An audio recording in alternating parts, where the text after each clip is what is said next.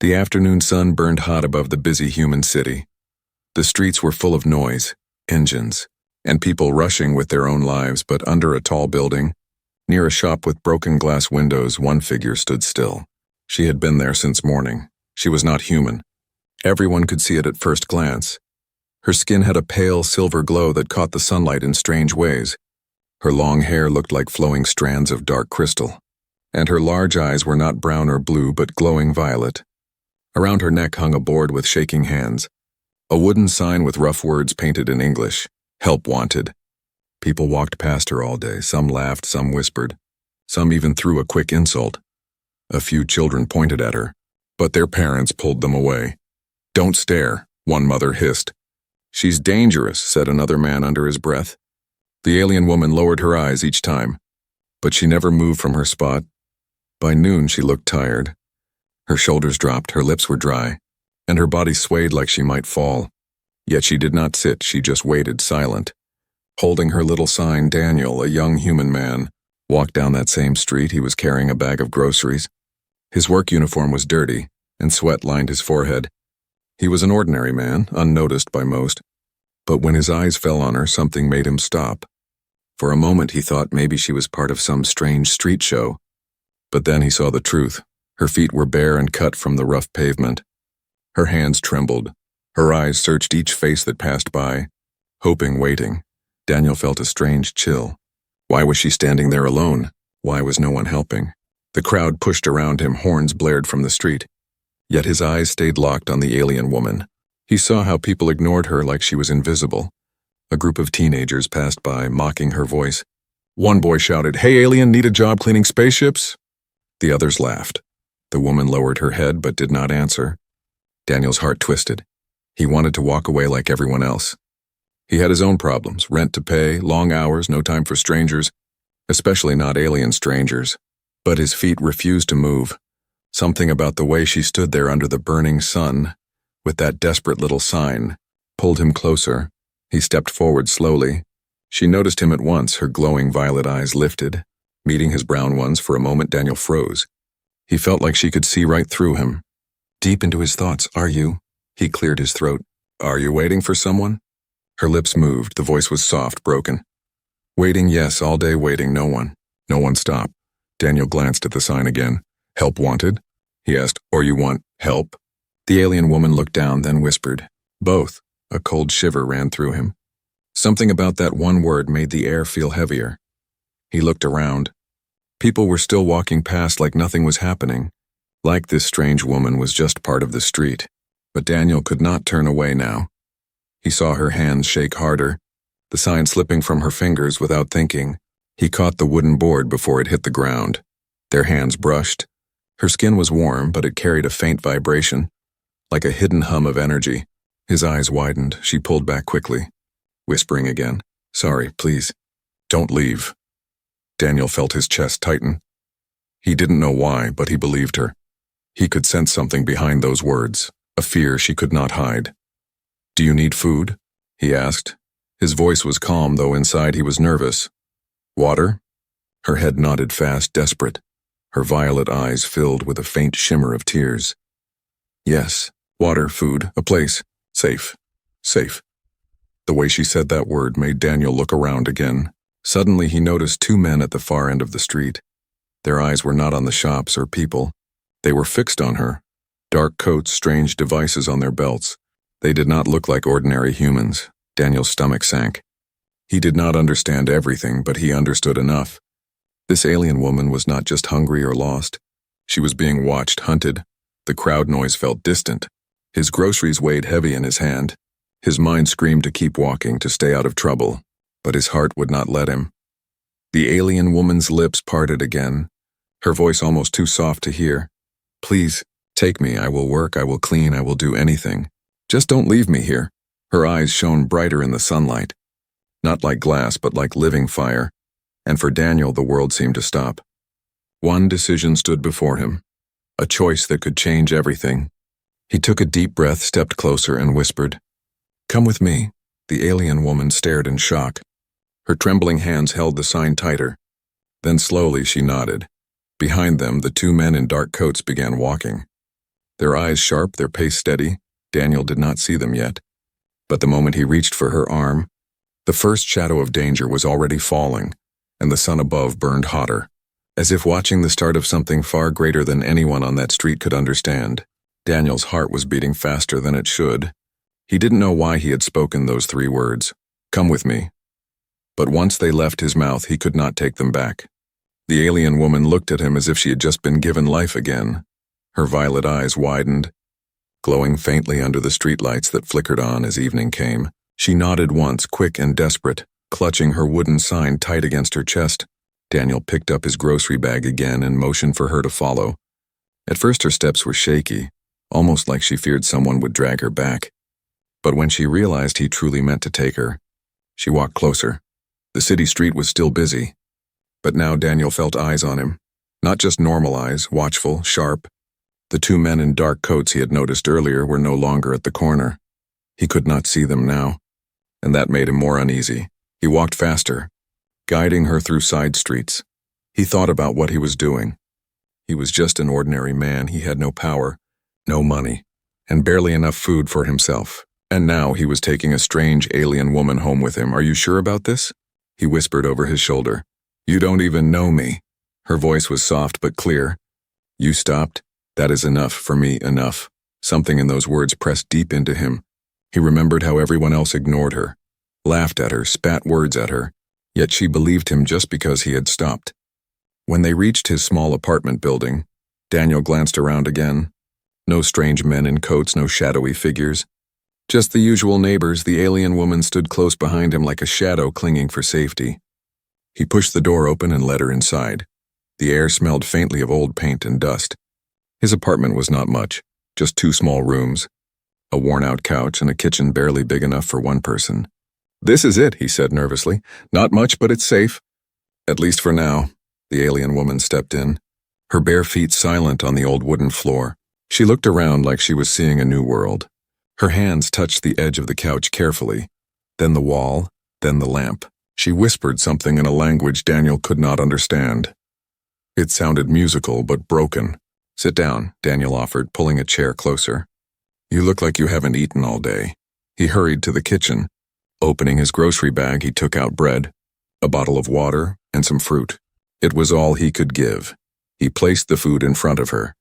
The woman's hands shook as she reached for the bread. She took small bites, chewing slowly as if tasting food for the first time in years. Then she drank water in long, desperate gulps. Daniel sat across from her watching. Something about her made him both worried and curious. She was not just some lost traveler. He could see the hidden fear in her eyes, the way her body tensed every time a sound came from outside. Finally, he asked, "What's your name?" She lowered her bread slowly. "Name? Harden your tongue, call me Lyra." "Lyra," Daniel repeated. The name felt strange but gentle. "I'm Daniel." Her violet eyes lifted. "Daniel," she whispered like she was testing the sound. Then her lips curved into the smallest smile he had seen all day. For a moment the room felt lighter, but then it changed. A strange hum filled the air. It was faint, but Daniel heard it. He frowned, looking around. "What's that sound?" Lyra froze. Her hand clutched her wrist where a faint glow pulsed under her skin. She whispered in fear, "They can find me." Daniel's stomach dropped. "Who?" She shook her head quickly, her voice sharp. "Hunters. Always hunters." He wanted to ask more, but the fear in her tone told him enough. Whoever they were dangerous. And if they were hunting her, then by helping her, he had just stepped into something far bigger than himself. Daniel leaned forward, lowering his voice. "Why you? Why are they after you?" Lyra's violet eyes glimmered, sadness heavy in them. She pressed her hand over the glowing mark on her wrist. "Because of this, I am property. To them I am not free. I escaped, I ran, but they always come. Always." Daniel felt anger rise inside him. She was treated like an object, not a person. And now she was sitting here in his apartment, eating his bread, drinking his water, and asking him without words to protect her. He rubbed his face, thinking this was madness. He should take her to the authorities or just walk away. But when he looked at her trembling hands and the way her eyes begged him for hope, he knew he could not. "You can stay here tonight," Daniel said firmly. "We'll figure something out tomorrow." Lyra's whole body seemed to relax for the first time. She placed her hand gently on the table near his. Not touching but close. "Thank you," she whispered. The hum from her wrist faded slowly, leaving the room in silence again. But Daniel's mind was not silent. He could not shake the feeling that shadows were moving outside, that the hunters she spoke of were already near, and when he glanced out his small window across the dark street, he thought he saw a figure standing under the flickering lamppost, watching, waiting. The risk had already begun. The invitation was given, and Daniel knew his life would never be the same again. The city outside was quiet, but Daniel could not sleep. He lay on his old couch, staring at the ceiling, his thoughts tangled. Just hours ago he had been a normal man, tired from work, carrying groceries. Now an alien woman with violet eyes was sleeping in the other room. The clock ticked past midnight. The hum of the fridge filled the silence. Daniel closed his eyes for a moment, but then he heard it. A sound so soft he almost thought he imagined it. A muffled sob. He sat up slowly, his chest tightened. He listened again. Another soft cry, coming from the small bedroom where Lyra rested. Daniel stood and walked carefully. The floor creaked under his steps. He reached the doorway. The door was open a little. He pushed it gently and peered inside. Lyra sat curled on the edge of the bed, her arms wrapped around her knees. Her silver skin shimmered faintly under the weak light of the lamp. Her violet eyes glowed wet with tears. She was whispering in her own alien tongue, words broken by sobs. Daniel's throat went dry. He should leave her alone. This was not his world, not his problem. But his feet carried him forward. He knocked softly on the doorframe. "Lyra?" She gasped and wiped her face quickly, trying to hide her tears. Her voice trembled. "I am sorry, I did not want to wake you." Daniel stepped inside, keeping his voice gentle. "You didn't, I just heard you." He sat down on the chair by the bed. "What's wrong?" Her eyes lowered. Her fingers gripped her wrist again where that faint glow pulsed under her skin. "I cannot go back," she whispered. "If they find me, I am finished." "Who are they?" Daniel asked quietly. Lyra shook her head. "Hunters, they serve the masters who own me. To them I am not Lyra. I am just property." Her voice cracked on the last word. Daniel clenched his fists. He hated the way she said it. Like she had no worth, no name, just a thing. "You're not property," he said firmly. "Not here. Not with me." She looked up at him then, eyes wide, as if no one had ever spoken those words to her before. Her lips parted, trembling. "Why did you stop for me?" "All day I stood. All day no one came, only you." Daniel hesitated. He didn't have a grand reason. He didn't even understand himself fully.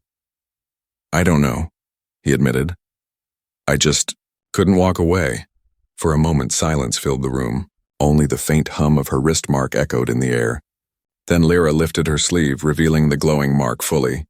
It was burned into her skin, not like ink but alive, a circular design with sharp lines that pulsed with strange energy. Daniel leaned closer, his eyes narrowing. "What is that?" Her breath shook. "A chain. A brand. It tracks me, tells them where I am. I tried to break it, I tried to cut it, but it grows back." Daniel felt a cold chill. "So they can follow you anywhere?" Lyra nodded, tears sliding down her cheeks. "Yes, even here they will come, and if they take me, I will not see light again." Daniel's mind raced. He wanted to believe this was just her fear, maybe her imagination, but deep down he knew she was telling the truth. The mark glowed like technology beyond human science. He rubbed his face. "Then we need to find a way to stop it." Lyra's eyes widened. "You would help me? Even when it puts you in danger?" Daniel met her gaze. His heart was pounding, but his voice was steady. "I already invited you in. I'm not sending you back to them." For the first time, her lips curved into something real. A fragile smile. It was not joy, but relief. The smallest drop of hope after endless fear, she whispered. "You are different." Daniel shrugged, trying to hide the heaviness in his chest. "Maybe I'm just too stubborn." Suddenly, the lamp flickered. The room dimmed for a second. Lyra froze. Her eyes darted to the window. "They are close," she whispered. Daniel stood at once, his muscles tense. He went to the window and peeked through the blinds. The street looked empty, shadows stretching under the pale moonlight. But then he saw it. Two figures standing far down the block, unmoving, their faces hidden. His stomach dropped. He turned back to her. "They found you." Lyra shook her head fast. Her voice sharp. No, not yet. They are testing, waiting for signal.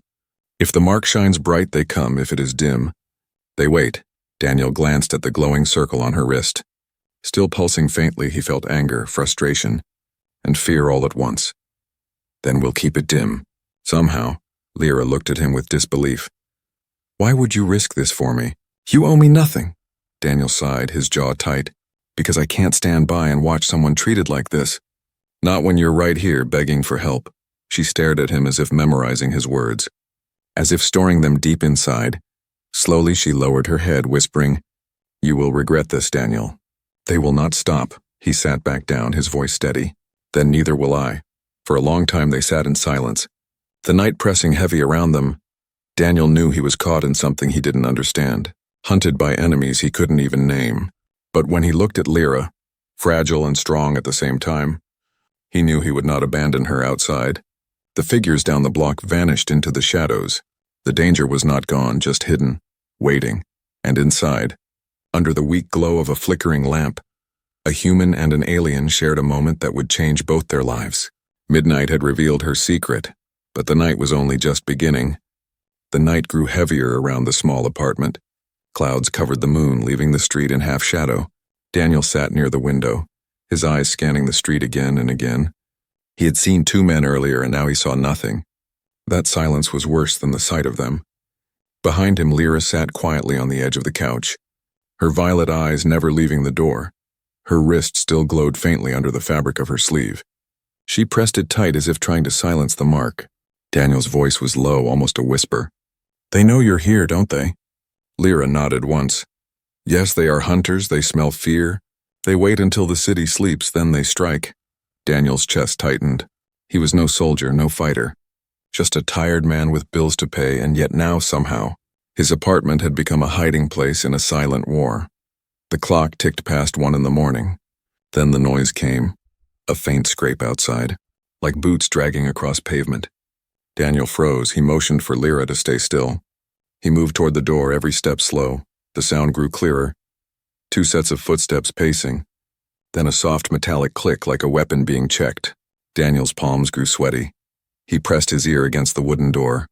Voices whispered on the other side. Too faint to catch, but the tone was sharp, cold. Lyra's breathing quickened, her body trembled. It is them, she whispered. They never stop. Daniel looked back at her. His stomach turned. He had invited her here, and now danger stood outside his door.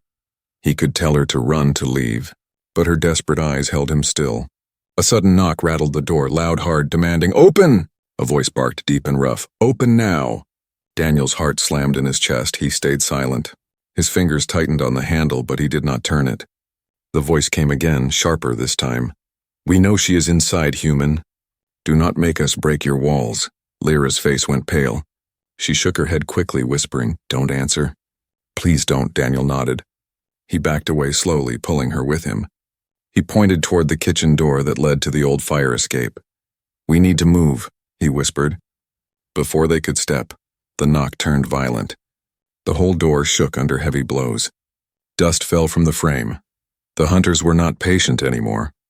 Lyra grabbed Daniel's arm, her voice panicked. They will break in, they will take me, you must let me go. Daniel shook his head firmly. Not happening. He led her quickly into the kitchen. The fire escape door was stiff, rust clinging to the handle. Daniel shoved it open with all his strength. The hinges screamed loudly. The night air rushed in, cold and sharp. They stepped onto the iron steps. Below them, the alley was narrow, full of trash cans and shadows. Above them, the sky was black. Behind, the front door cracked. A sharp sound echoed through the apartment. The hunters had begun forcing it open. Go, Daniel urged, pulling Lyra down the steps. She moved quickly, but fear made her stumble. He caught her, holding her steady. Then the voice roared from inside the apartment. You cannot hide her, human. The words carried a strange power. Not just a threat, but a promise.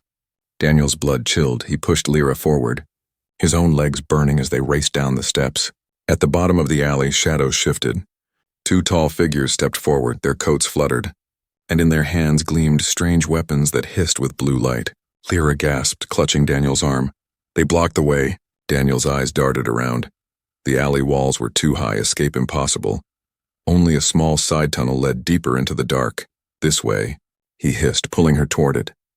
The hunters moved fast, their eyes glowed faintly red under the shadow of their hoods. Their steps were silent, too silent for men. Daniel and Lyra dashed into the side tunnel. The ground was wet, the air heavy with mold. Their footsteps echoed, the hunters followed, weapons humming. Daniel's lungs burned, his mind screamed for answers. Why are they so desperate for you? He shouted between breaths, Lyra's face twisted with fear. Because I carry what they lost, something they want back if they get me.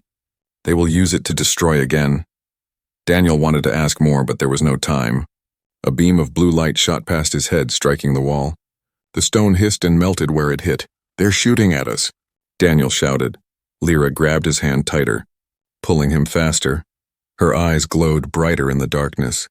We must keep running, Daniel, if they catch me. They will not just kill me, they will kill you too. Daniel clenched his teeth.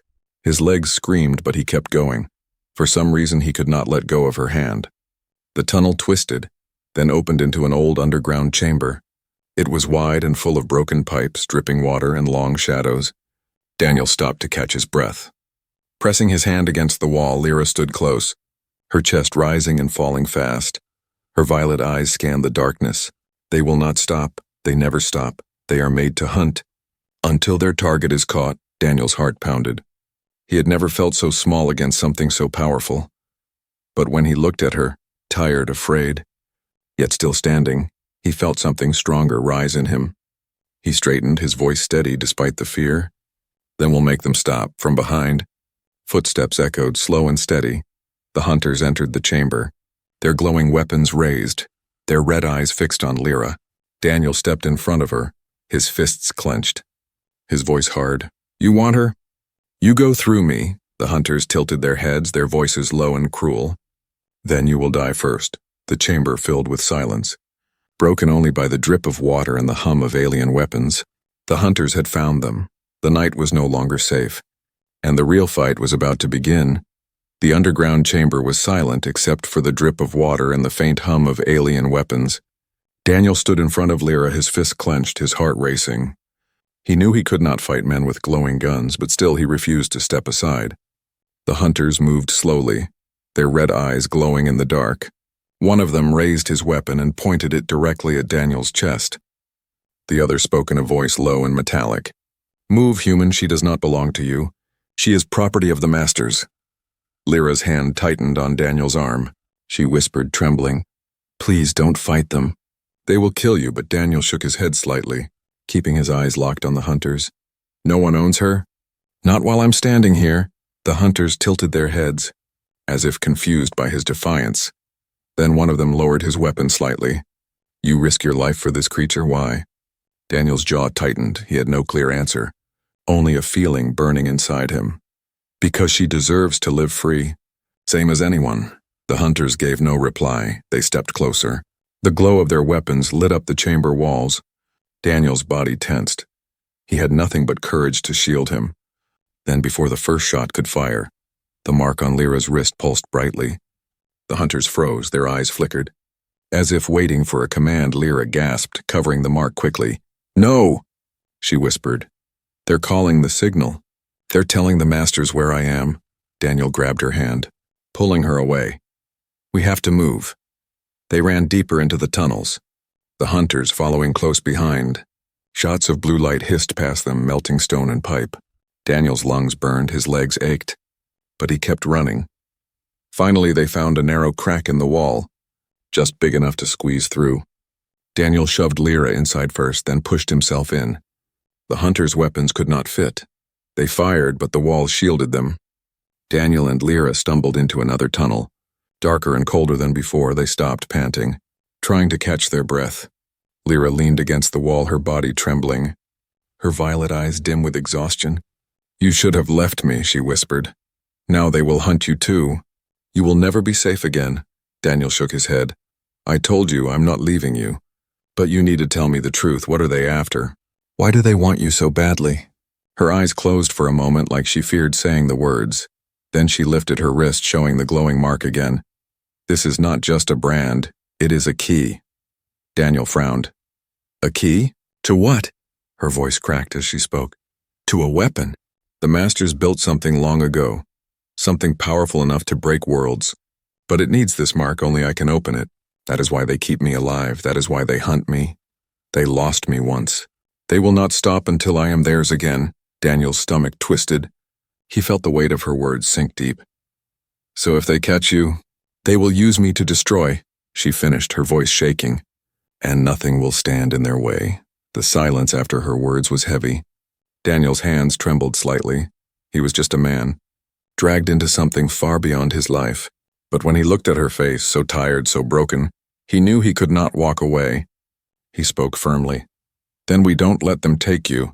Whatever it takes, Lyra stared at him in shock. You would stand against them, against the Master's hunters, for me? Daniel met her gaze, his voice steady. I don't care who they are. If saving you means standing in their way, then yes, I will. Her eyes filled with tears. But this time they did not fall from fear. They fell because she could not believe his words. You are foolish, she whispered, but you are kind. They moved further through the tunnels. Searching for a way out, every sound echoed too loud. Every shadow felt like an enemy waiting. Daniel kept her close, one hand gripping a rusty pipe as a weapon. At last they reached an old exit gate that led up into the city's abandoned railway yard. The air smelled of rust and oil. The sky above was beginning to pale with the first touch of dawn. Daniel helped Lyra climb out. His body ached, but he pushed her up first. Then he pulled himself after her. For a moment they stood under the open sky, breathing heavy but free. Lyra lifted her face toward the faint light. Her lips curved in the smallest smile. I thought I would never see another sunrise, she whispered. Daniel looked at her, the glow of her eyes softer in the morning light. And for a brief second it felt like peace. But then a voice echoed across the railway yard. Cold and sharp. There they are. Daniel spun around. His chest tightened. On the far side of the track stood the hunters, their weapons glowing again. Lyra gripped his hand tightly. Her voice trembled.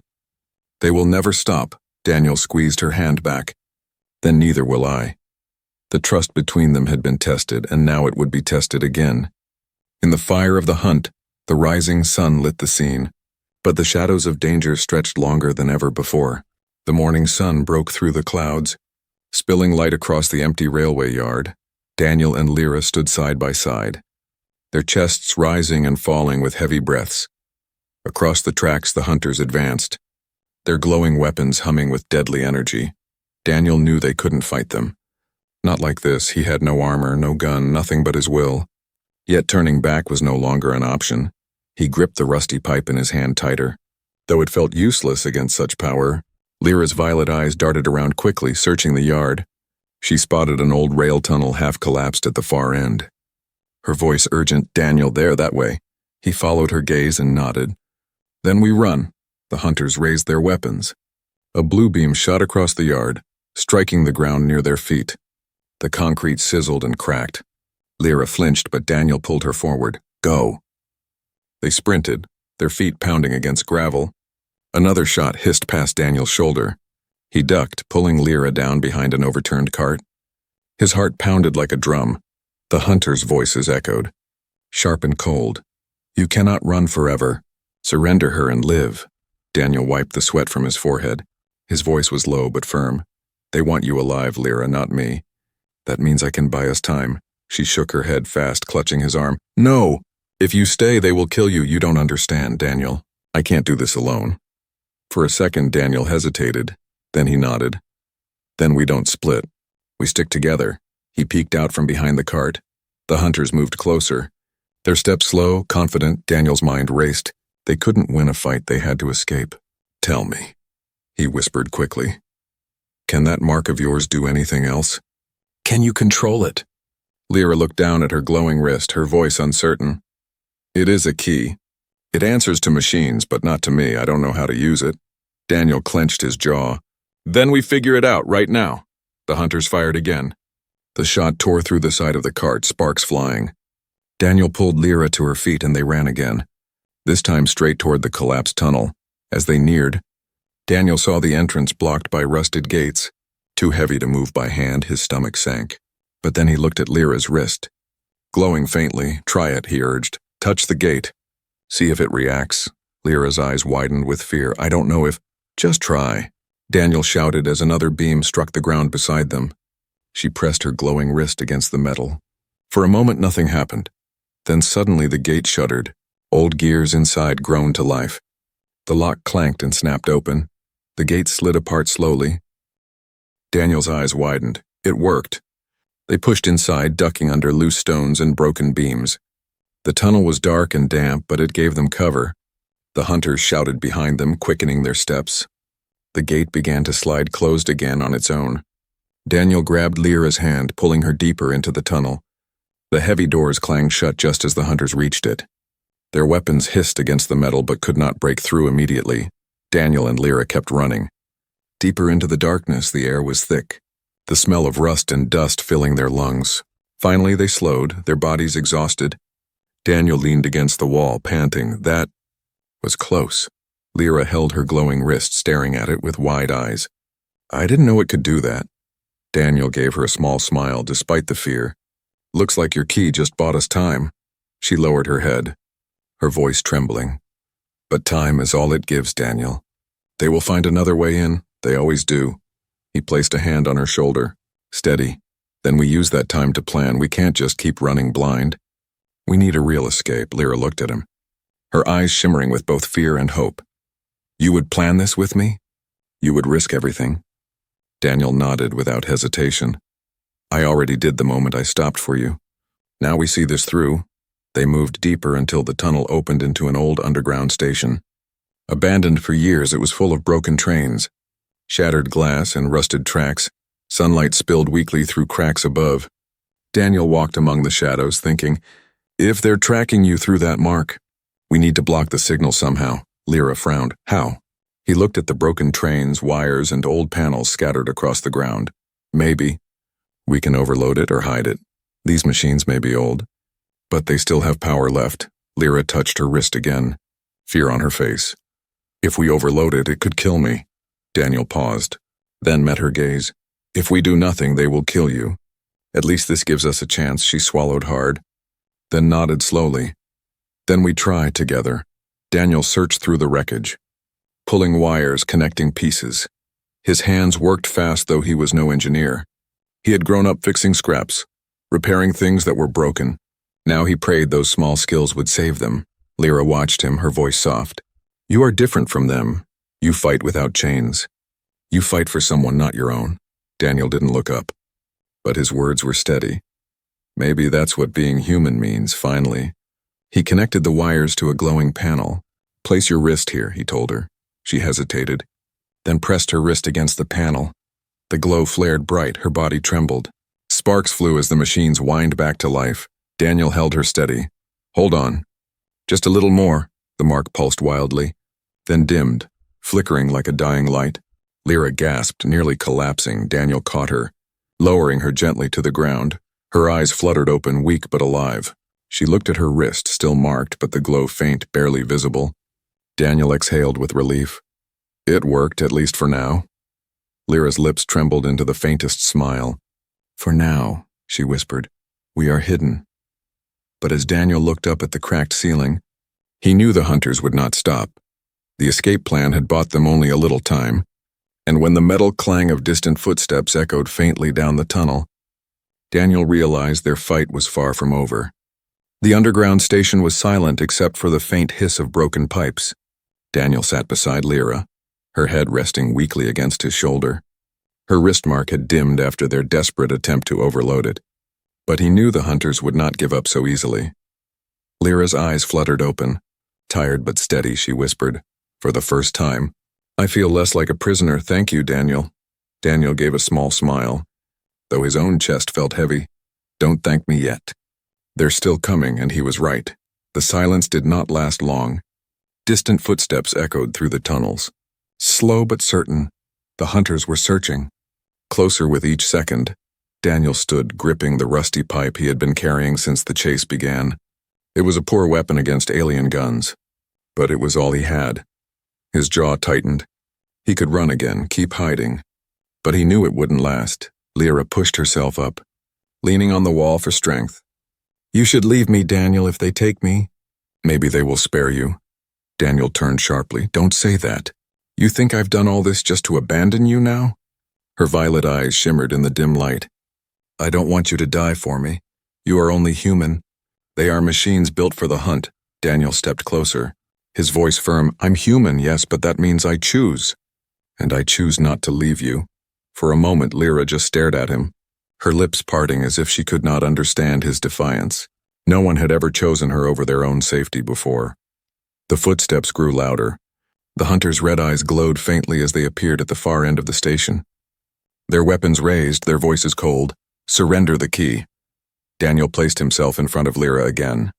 His pipe raised, though his hands shook. You'll have to go through me. The hunters tilted their heads. Amused by his bravery, foolish human, one said. Your life means nothing, step aside. And you may yet live. But Daniel didn't move. His voice was steady. Maybe my life means nothing to you, but to her it does. And that's enough for me. The hunters lifted their weapons. The blue glow brightened, ready to fire. Daniel's chest tightened. He knew he might die here, but he refused to step back. Lyra's voice suddenly rang out, desperate. Wait! She stepped forward, her glowing wrist raised. If you want me so badly, then take me. Daniel turned, shock in his voice. Lyra, no! Her eyes locked on his, shimmering with emotion. If I go, maybe you will live. That is enough for me. Daniel's heart twisted. He saw her trembling, saw the tears forming in her eyes. She was willing to sacrifice herself to save him, but he could not accept it. He shook his head, his voice rough. No, you don't get to decide that. Not anymore, you're not their property. You're not their prisoner, and you're not leaving with them. Before Lyra could answer, Daniel charged forward, pipe raised, the hunters fired. Blue beams sliced through the air. Daniel dodged one narrowly, the heat searing his arm. He swung the pipe with all his strength, striking the weapon of the nearest hunter. Sparks flew, the weapon clattered to the ground. The second hunter aimed at him, but before he could fire, Lyra pressed her glowing wrist against the broken train panel Daniel had rewired earlier. The panel flared, sparks exploding. The signal from her wrist surged through the old machines. The whole station shook with sudden energy. The hunters froze, their red eyes flickering. Their voices distorted. Signal! Overload! The ground trembled as the machines around them whined. Overhead lights flickered violently. Daniel grabbed Lyra's arm, pulling her back. What did you do? Her voice shook. I gave them too much signal. I turned the mark against them. It will burn them out. The hunters staggered, their bodies twitching, their weapons dimming. One fell to its knees, sparks bursting from its chest. The other tried to aim, but its arm locked stiff before collapsing with a crash. The station fell silent again, smoke rising from the ruined hunters. Daniel stared, stunned, his chest heaving. You did it. Lyra collapsed into his arms, weak but alive. No, she whispered softly. We did it. Daniel held her close. His heart still pounding, he looked down at her dim wrist mark. No longer glowing dangerously. For the first time, it looked powerless. She whispered again, her voice almost too soft to hear. I waited all day beneath that sign. I thought no one would ever come, but you? You stopped, and that saved me. Daniel swallowed hard, emotion tightening his throat. I didn't save you, Lyra. You saved yourself. I just stood with you. Her lips curved into the faintest smile, her eyes closing. Then stand with me a little longer. Until I can stand alone, Daniel nodded, holding her steady. As long as it takes. The sun above the broken station cracked through the roof, spilling golden light across them. For the first time since this began, Daniel felt hope. The hunters were gone. The masters had lost their prize. But the war was not over, it was only the beginning. And Daniel knew one thing with certainty. He had made his choice, a choice no one else had dared to make. He had chosen to protect her, not because she was human, not because she was alien, but because she was someone who deserved to be free. That was the human choice, the only one that mattered.